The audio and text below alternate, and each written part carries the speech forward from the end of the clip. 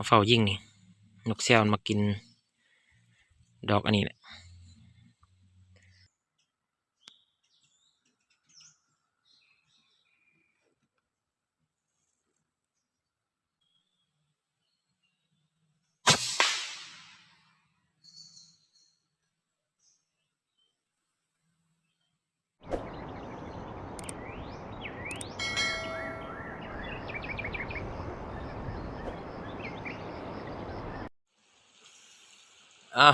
กับทักทายสบายดีหมดทุกคนเนาะสบายดีพ่อแม่พี่น้องคือกาวมื้อนี้สบายดีตอนเช้าๆพาทุกคนออกหาเลาะเป่าเนาะออกหาเลาะไม้มื้อนี้มือว่านไปแปลงน้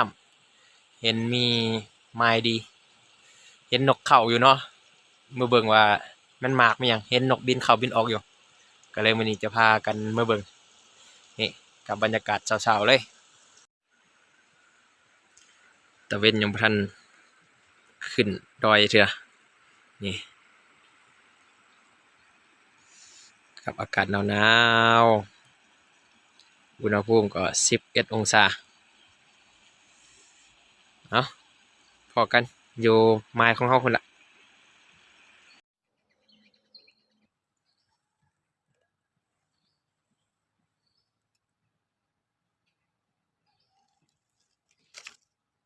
นี่ไม้เฮา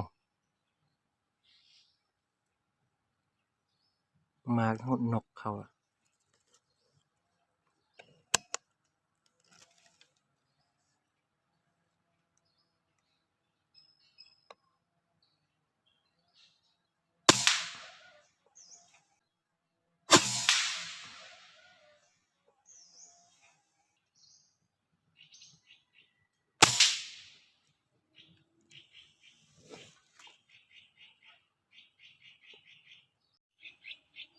เฮาได้ยิง2 บาทบาทที่1ตกละบาทที่2อันคนฟุ้งไปเนาะจักตกบ่ตกเฮาบ่เห็นดีเด้มันตะเวนส่องตะเวนพอดีออกทางนั้นมาสันเฮาสิไปแปลงบ่อนนั่งยิงดีๆไปติดตามเบิ่งนํกัน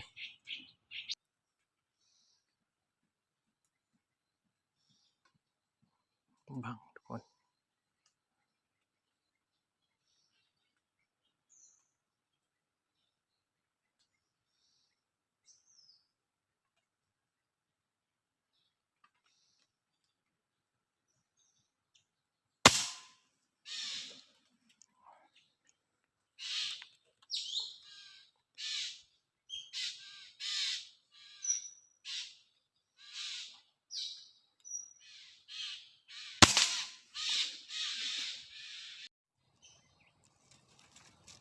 เฮายิงอีก2 บาทบ่ถึกทุกคน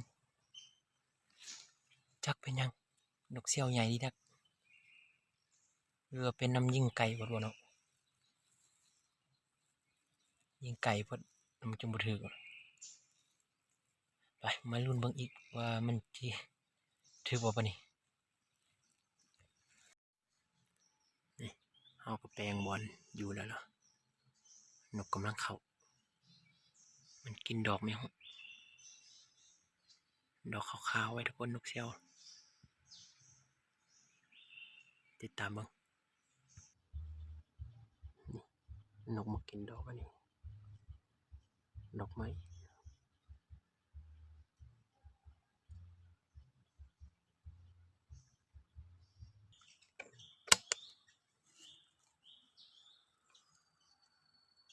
เบิ่งนก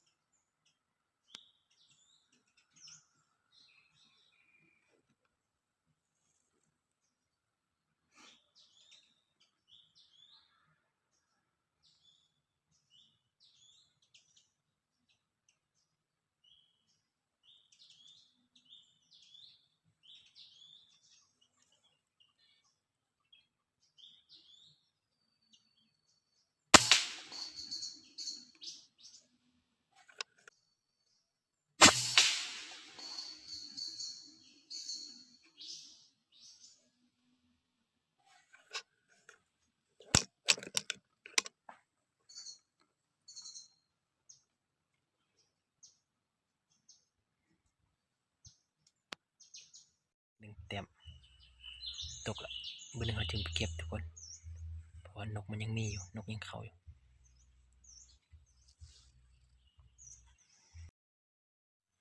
เอาไปเอานกก่อนเดี๋ยวตัวจอดเอาไปกิน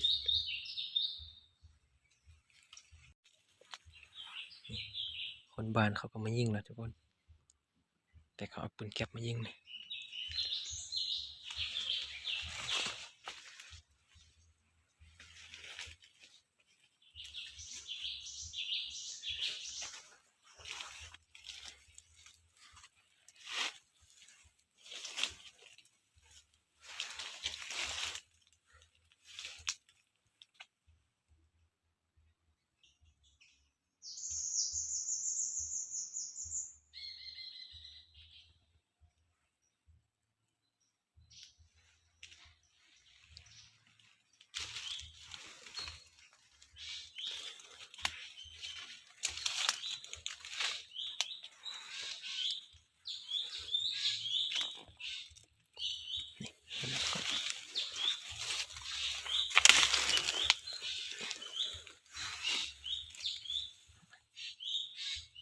นกเสียวใหญ่แต่บนนักบนตุ้ยทุกคน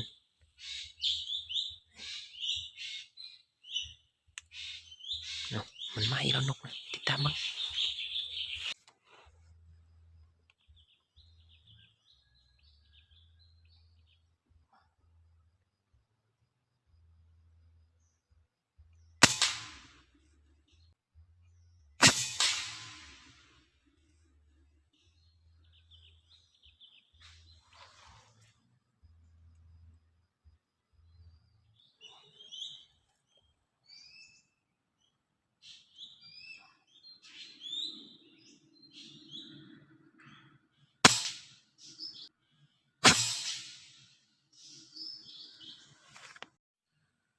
ถือว่าเขายิงไปอีก2 บาทแต่บูฮูบอลตกเนาะได้ยินแต่เสียงมันลงเดี๋ยวเขาจะไปสอบเบิ่งว่าจะเห็นบ่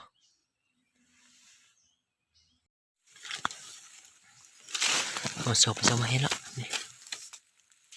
นั่น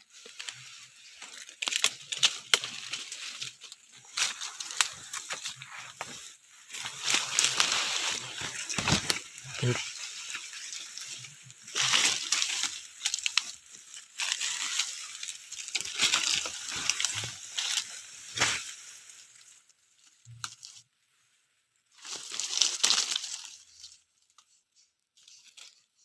ยังบ่ตายดีทุกคนอ๋อจับตีนจับมือนี่ได้แล้ว1 ตัวเดี๋ยวเราไปสอบอีก1 ตัว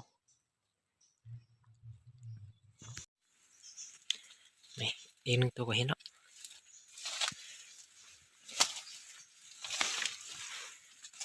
ตัวนี้ยิงหัวมัน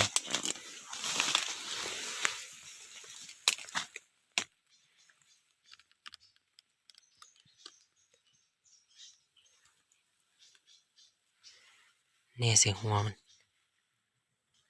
ก็จะเป็นถึกคอมันทุกคนถึกกล่องคอมันเอาไหนแล้วไปเมื่อเฝ้าตัวเด้เอาได้3 แต้มเมื่อกี้ยิงตก2 ตัวเอาไปเก็บอันนี้ได้ตัวก่อนหน้าเราพลาดไป2 บาทเนาะมันปืนบริตั้งดีปืนบริตั้งปืนนี่เราจับไปจับมามันก็เขื่อนทุกคนจักเป็นหยังผู้ใดหูวิธีแก้ก็บอกกันเด้เนาะเราตั้งถูกแล้วบัดนี้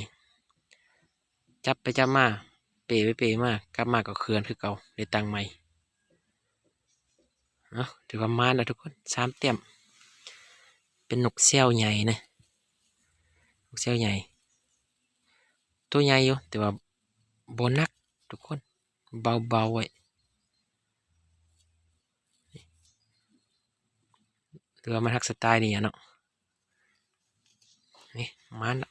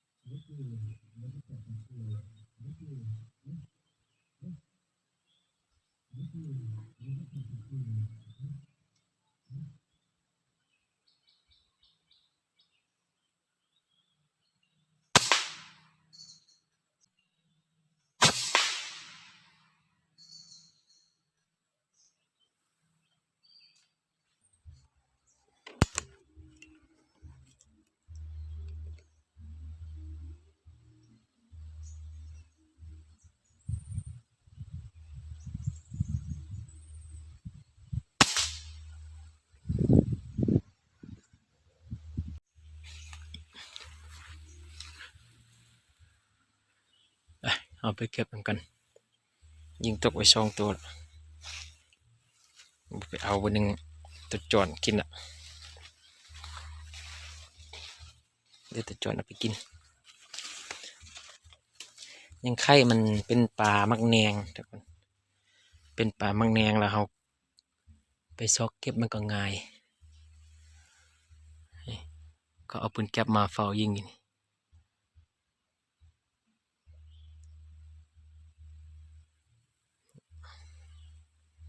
ไปเก็บเบิ่งว่าจะเห็นบ่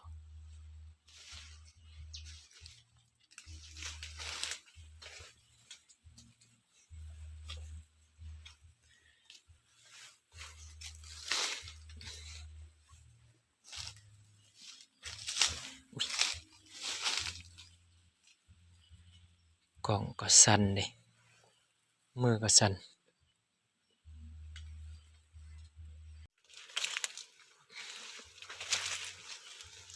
นั่นตัวหนึ่ง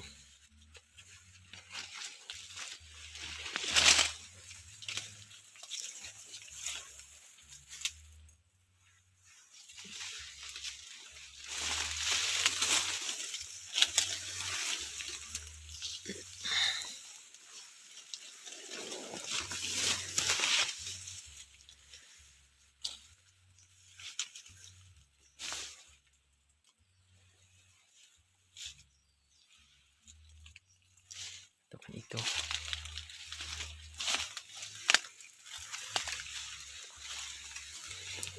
นี่เขายิงก่อนนะ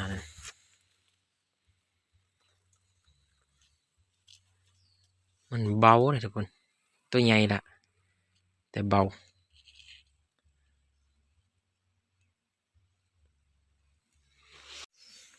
นี่ได้ละ2 ตัวตัวนี้เขายิงตกก่อนแล้วเขาปะไว้บริมาเก็บเขายิงตัวถัดมาเนาะก็เลยมาเก็บนำกันบูมาเอาเดี๋ยวยันตัวจอนเอาไปกินไว้ได้ทุกคนตัวจอนไปเขาจะไปนั่งเฝ้าอีกนิดนึงเพราะว่ามันดนจึงเข้าแล้วมันช่วยเด็ดละเดี๋ยวก็11 12 โมงอ่ะเดี๋ยวเขาจะเฝ้าเขานำบ่เข้าเขาก็จะได้กลับบ้านอ่ะเพราะว่ามันอยู่ใกล้บ้านสิได้ทุกคนเนาะไปติดตามเบิ่งนำกันเขาเฝ้ายิงนี่นกแซวมันมากินดอกอันนี้แหละคนบ้านเขามายิงเลยนะแล้วเขามีเวลาเขาก็เลยมาจักดอกมันยังนกแซวเขาเฮ้ยเอาจีทาอีกหน่อยหนึงคันวันนกบ่เข้าเขาก็จีพากันกลับบ้านมันอยู่แคมป์บ้านใช่ไหมอยู่แคมป์สวนยางพาราเขาก็นั่งอยู่ตามกกยางพาราเขาสิเนาะ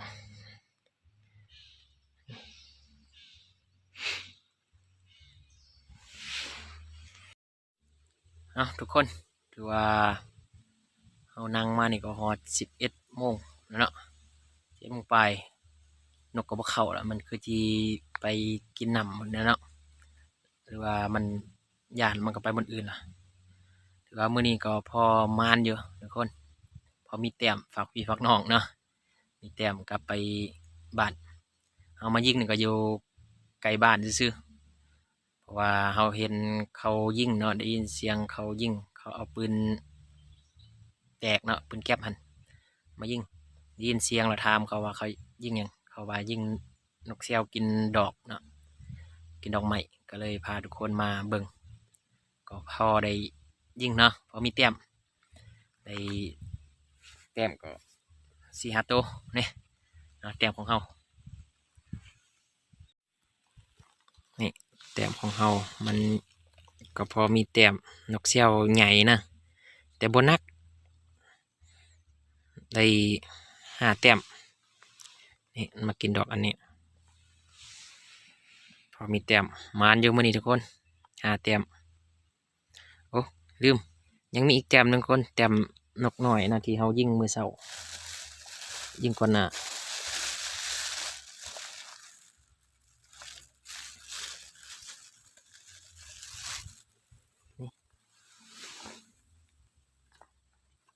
นี่นกหน่อยนกหัวจุกเนาะหรือว่านกกระดิบถือว่ามานอยู่ทุกคนมื้อนี้มานตอนเช้าๆนี่พอมีแต้มบ่ได้กลับมือเปล่าเนาะถือว่าจะอะไรก็วิดีโอนี้ก็จะได้เปล่าช่ำนี้ได้ทุกคนไว้พอกันวิดีโอหน้าแต่ท้ายนี้ก็ขอบใจผู้ที่เข้ามาติดตามเนาะและผู้ที่เข้ามารับชมทั้งผู้เก่าและผู้ใหม่เนาะขอขอบใจ